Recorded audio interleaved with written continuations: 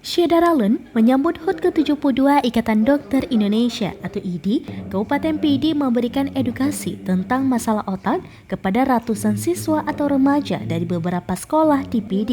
Dan edukasi kesehatan otak bagi remaja PD yang akan disampaikan oleh pembicara yang Dalam kegiatan ini, pihak IDI secara khusus mengundang Profesor Dr. Eka Julianta Wahyu Pramono SPBS PhD yang merupakan spesialis bedah saraf di Siloam Hospital Slipo Karawaci, Tangerang, Banten, Jawa Barat pada Minggu 2 Oktober 2022 di Pendopo Bupati PD.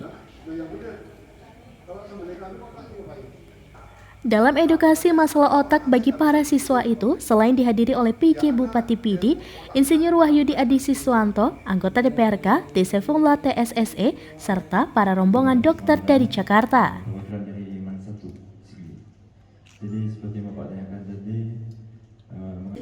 Ketua IDI Kabupaten PD Dr. Alika Husnayanti Abu Bakar SPOG Konsultan kepada Seramines.com pada Minggu 2 Oktober 2022 mengatakan, rangkaian HUT IDI tahun ini membahas tentang perkembangan otak, terlebih bagi para kalangan remaja dari beberapa sekolah serta gerakan kesehatan masyarakat atau Germas.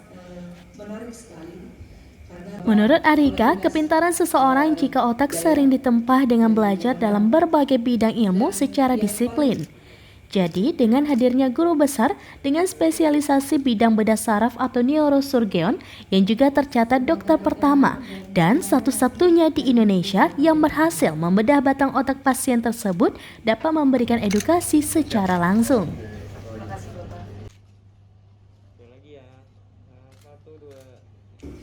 Sebelumnya, PJ Bupati PD kepada Seramines.com mengatakan, edukasi masalah otak bagi generasi muda ini dapat memberikan motivasi besar dalam perubahan karakter bagi setiap manusia.